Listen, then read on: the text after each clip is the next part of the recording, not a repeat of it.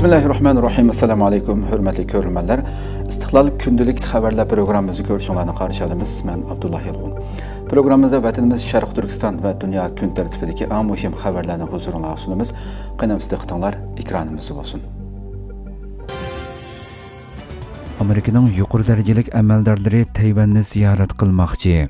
Amerika'nın yuqori derecelik amaldorlari Xitoyning noroziligiga qaramay prezidentlik saylamidan keyinla Tayvanni ziyorat qilishni planladi.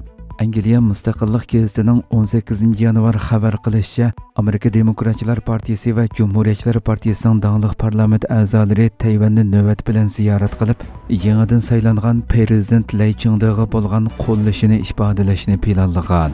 Kelgusi bir necha hafta ichida ishga oshmoqchi bo'lgan bu ziyoratga Demokratchilar partiyasining vakillaridan Amy Bera va Cumhuriyetchilar partiyasidan Andy Barry bilan Mario Diaz Balart qatnashidi ekan. Ular Amerika parlament a'zosi Tayvan ishlari birlashmasining raislari ekan. Navbatda Xitoy xohlamaydigan nomzodning prezidentlikka saylanishi va saylamdan keyin ko'plagan davlatlarning davlat arboblarining yangi prezidentni tabriklash, qo'llash harakatlari Xitoyni qattiq bearam qilmoqda.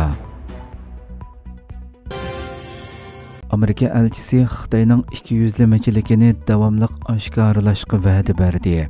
Amerikaning Yaponiyada turishliq bosh elchisi Xitoyning ikkiyuzlamachilik harakatini davomli oshkorlaydiganligi haqida va'da berdi. Yaponiya vaqt gazetining 18 yanvar xabar qilishicha, Amerikaning Yaponiyada turishliq bosh elchisi Rahim Emanuel qasam qilib, Xitoyning ikkiyuzlamachi va yoshurun harakatlarini davomli oshkora ayblaydiganligi va oshkorlaydiganligi haqida va'da bergan. Bildirilishicha, bundan ilgari Emanuel ijtimoiy taratquv hisobida bir qator uchurlarni e'lon qilib, Xitoyni g'azablantirgan. Emanuel Tokioda qilgan so'zida o'zining Xitoyning barliq ikkiyuzlamachilik harakatini iqtisodiy majburlash qilmishlarini davomli oshkorlaydiganligini ta'kidlab, Xitoyning ochiq oshkora va samimiy bo'lish majburiyati bor degan.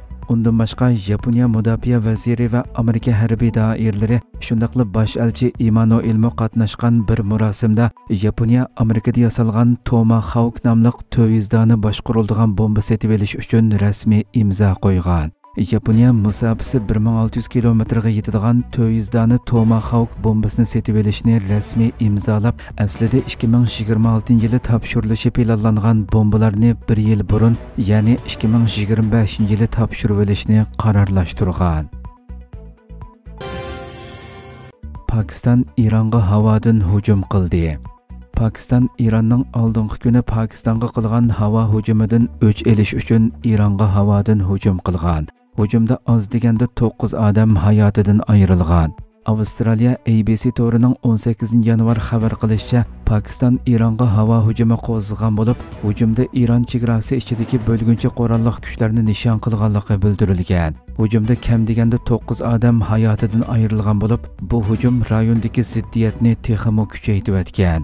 Pakistan Tashqi ishlar ministrligi o'zlarining hujumini terrorchilar yoshiringan joyni nishon qilgan, bir yurish yuqori moslashtirilgan va nishonliq harbiy zarba berish harakati deb sifatlagan. Chorshanba kuni Iron Pokiston chegarasi ichiga joylashgan o'ringa hujum qilib, 2 bolani o'ldirgan edi. Iron hujumda fuqarolarni nishonlaganligi sababli Pokiston Ironda turishliq bosh elchisini qaytarib ketgan edi. Xabar qilinishicha, voqeadan keyin Saudiya Arabiston Pokistonni qo'llaydiganligini bildirgan. Hindiston bo'lsa Ironni qo'llaydiganligini bildirgan. Ma'lum bo'lishicha, Pokiston zarba bergan qurolli tashkilot Pokistonning Balochiston o'lkasida harakat qiladigan Balochiston ozodlik harakati bilan munosabatlik tashkilot ekan. Yaqinqi yillardan beri mazkur qurolli tashkilot Xitoy bilan Pokiston hamkorligida qurib chiqqan Xitoy-Pokiston savdo koridori deb atalgan temir yo'l va koridorda xizmat qilayotgan Xitoy injenerlariga bir qancha qatim zarba bergan. Atalmış Xitoy-Pokiston savdo koridori Sharq Turkistondan boshlangan temir yo'l bo'lib, Xitoy bu yo'l orqali Sharq Turkistonning boyligini bulang-talang qilib chet elga to'shimoqda.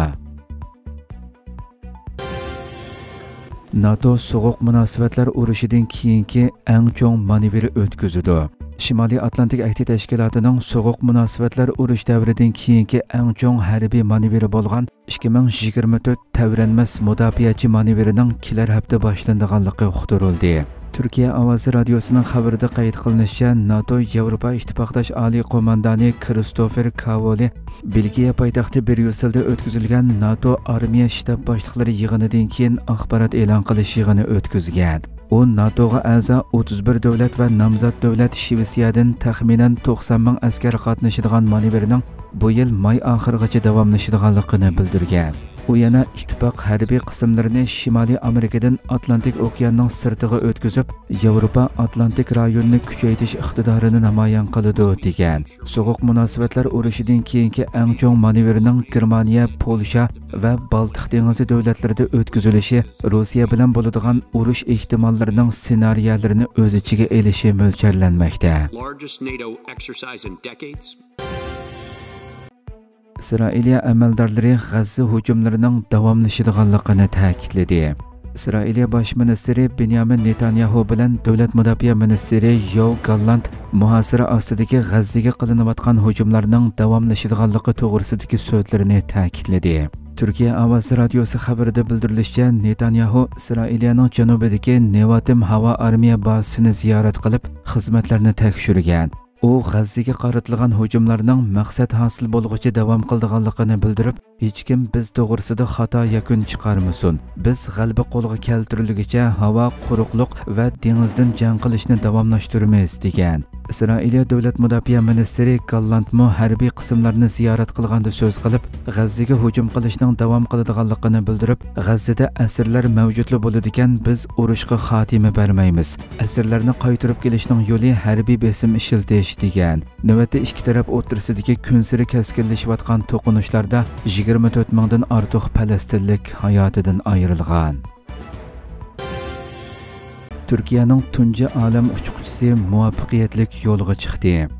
Türkiye'nin tunji olam uchquchisi Alper Gezer avjini o'z ichiga olgan uchquchilar safar qiladigan SpaceX'ning olam kemasi Amerika Kennedy olam markazidan shu yer vaqti 16 dan 49 da, Anqara vaqti kech soat 12 dan 49 da muvaffaqiyatli qo'yib berildi. Olam kemasining 36 soatdan keyin xalqaro olam punktiga yetib boradiganligi bildirildi.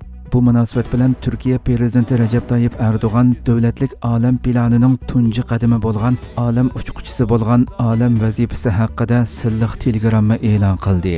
U so'zida biz hammamiz birlikda tarixiy daqiqalarga shohid bo'layotimiz. Biz o'rtaq iftixor yuqori pallaga ko'tarilgan davrlarning birini boshdan kechiryapmiz. Biz Cumhuriyatimizning 2-asriga va Turkiya asriga olam uchquchisi bo'lgan olam vazifasi bilan qadam qo'ydik. Biz ilm-fan tarixiga o'zgacha to'kib qo'shgan bir madaniyatning varisi bo'lish sifatimiz bilan tarixda elib borgan burchimizni qayta ijro qilish uchun intayin qimmatlik yangi boshlanishni amalga oshiryapmiz. Biz ufqqa nazar solgan yoshlarimizga va orzusi dunyoga sig'magan bolalarimizga ilhom bo'lish uchun tunji qatim bir puhroyimizni olam bo'shlig'iga avatdik dedi. Türkiye Sanoat va Texnika ministri Mehmet Fatih Kaçır tunji Türk olam uchquchisi Alper Gezer avjining olam safari va tadqiqotining Türk yoshlarining ilhom manbasi bo'ladiganligini aytdi. Kaçır tunji Türk olam uchquchisi Gezer avjining u yerda 13 ilmiy tajriba bilan shug'ullanadiganligini bildirib, biz Turkiya ilm-fan tadqiqotchilarining olam ilmiy sohasi tadqiqotida yangi bosqichga qadam qo'yamiz. Alper Gezer avji Turkiya yoshlari va avlodlarining ilhom manbasi bo'ladi deganlarni qayd qildi. 3, 2, 1, ignition, engine full power, and liftoff. Go active cruise.